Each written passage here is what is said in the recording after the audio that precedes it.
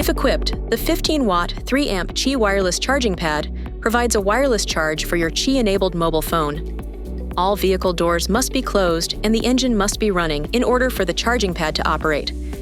Simply set the back of the phone against the pad.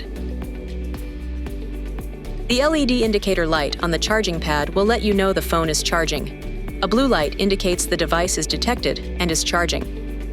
Having multiple applications open on the phone while charging will reduce charging efficiency and may even shut down an application that is currently running. The phone may shut down for a brief period of time if the phone starts to overheat.